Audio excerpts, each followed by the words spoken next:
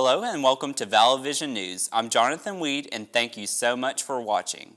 Just a reminder, the Vallo Vision News team is following all health and safety guidelines while we work on the newscast. As you can see, we're pretty spread out through the studio, and the university policy allows me to remove my mask while on camera and socially distance from our crew. All eyes are on Capitol Hill today as confirmation hearings for President Trump's pick to replace the late Justice Ruth Bader Ginsburg got underway. Judge Amy Coney Barrett gave her opening remarks before the Senate Judiciary Committee. Steve Haynes has our story. The committee vote may be all but certain. Unless something really dramatic happens, all Republicans will vote yes and all Democrats will vote no. But the political stakes on Capitol Hill this week couldn't be greater, as senators hear directly from President Donald Trump's Supreme Court pick, Judge Amy Coney Barrett. If confirmed, it would be the honor of a lifetime to serve alongside the Chief Justice and 7 Associate Justices. The controversial nomination hearing kicking off just 22 days before the election and in the midst of a coronavirus pandemic. Democrats have argued unsuccessfully the committee should wait.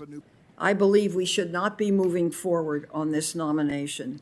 But Republicans have pressed on, and now Barrett's in the spotlight, with Democrats focusing on the president's efforts to end Obamacare. He wants his Supreme Court and this nominee to join him in eliminating the Affordable Care Act. And Republicans touting Barrett's qualifications. Judge Barrett brings impeccable credentials, a judicial temperament, and a faithfulness to the law. Tuesday and Wednesday, we will see questions directly from the senators in what will likely include some of the most contentious moments.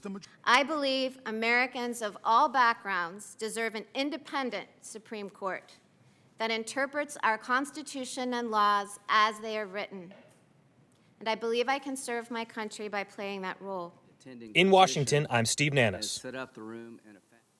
We're just 3 weeks away from the presidential election, and it was a busy weekend of campaigning for both President Trump and former Vice President Biden. The president spoke to supporters on the South Lawn of the White House Saturday. It was the first in-person campaign event for the president since he was diagnosed with COVID-19. President Trump told the crowd that he was feeling great and claimed that the virus was disappearing, despite recent flare-ups across the country. He also encouraged supporters to vote. We got to vote these people into oblivion.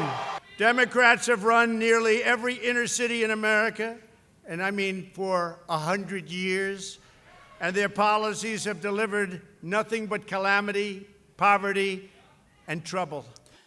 Meanwhile, Democratic nominee Joe Biden campaigned in Pennsylvania Saturday, a state which Trump won in 2016. Biden spoke about his plans to rebuild the U.S. economy. He also blasted President Trump's attacks on the integrity of the upcoming election. This whole idea, not a single solitary reasonable person in either party has said mail-in ballots are corrupt. No evidence, but he's trying to make it sound that way. Trying to put people in polling places. The same guys you saw standing, blocking people's way in Virginia with banners and rifles slung across their shoulders. Folks, it's not who we are. More than 7 million Americans have already cast their ballots. That's according to a survey of election officials in 36 states so far. Democrats lead Republicans in 6 states, reporting returns by a party, of course. That doesn't predict the outcome of the presidential election. Polling shows Republicans strongly prefer voting in person on Election Day.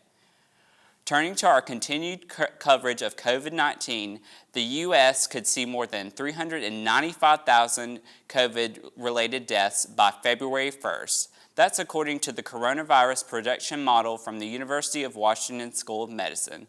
The model shows that COVID deaths would peak in mid-January with a 2,300 people dying daily. However, if 95% of the country wore a mask, the model shows 79,000 fewer deaths, but if social distancing mandates are loosened, the model projects more than 500,000 dead in the U.S. by February so far. COVID-19 infections have killed more than 214,000 Americans. A new study suggests hand hygiene has increased during the COVID-19 pandemic. Researchers at the CDC say 70% of people are remembering to wash their hands after coughing, sneezing, or blowing their nose in 2020. That's up from 53% in 2019. Here at there are currently four active COVID cases among students. That's according to UM's COVID task force. All infected students are isolating off campus. There are currently 3 active employee cases. Those employees are isolating off campus and working remotely. As most states are seeing increases in COVID cases, young people may be causing virus hotspots according to the CDC. The percentage of positive COVID test results start going up among those under 25 about a month before a county is designated as a virus hotspot. The health experts say that these increases are caused by asymptomatic spreads among young adults, and that's as many as 80% of people under 30 may show no symptoms when infected with COVID. Now to the coast, where cleanup continues across much of Louisiana after Hurricane Delta came ashore late last week. Delta made landfall Friday night as Category 2 hurricane with winds near 100 miles per hour, according to Louisiana Governor's Office. There are no known fatalities linked to the Hurricane Delta's landfall. It was only about 10 miles from the Hurricane Laura hit last in August. Remember, there's always more news on our social media page. Just search for Vallo Vision News on Facebook, Twitter, and Instagram for more stories throughout the week.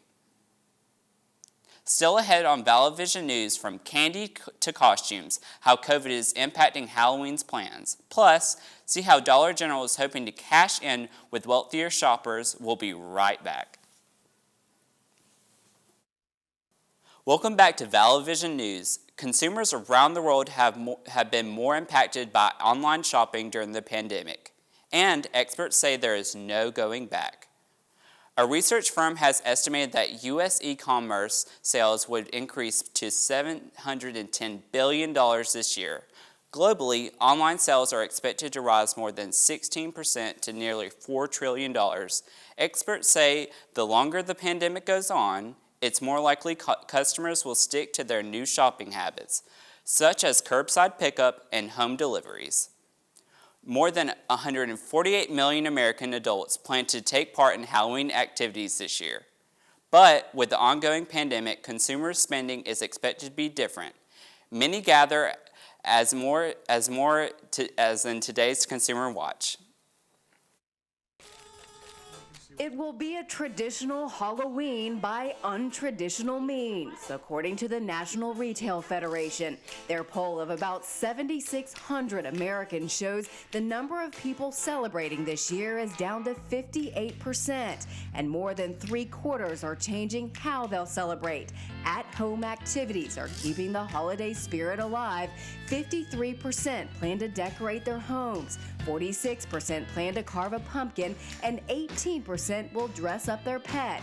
Stores are stocking up to meet demand. While the NRF says fewer are celebrating this year, the ones who aren't shying away from Halloween shopping are expecting to spend $11 more on average for a total of more than $90 on average, spending a little more on home decorations, candy, and greeting cards. All that shopping is expected early. Some have already started. While fewer might be heading to stores, the top shopping destinations remain the same: discount stores, specialty Halloween stores, grocery stores, and online retailers. The survey shows 30% of people polled will shop online.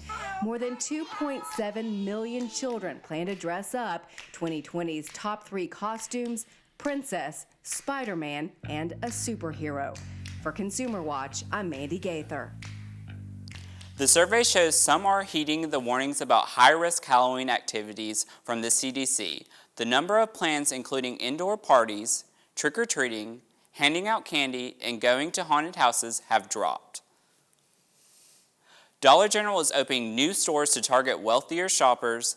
The company is launching its first pop shelf stores in Nashville. The new stores will be bigger than the regular Dollar General stores. They will feature a variety of home goods and beauty products.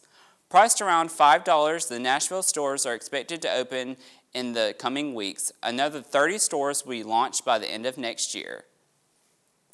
That's all the time we have for today's show. Remember that there's always more news 24/7 on our social media pages. Just search for Vallo Vision News on Facebook, Twitter, and Instagram for more stories throughout the week. Thanks for watching, and we hope to see that you're safe and healthy, and good luck on your midterms.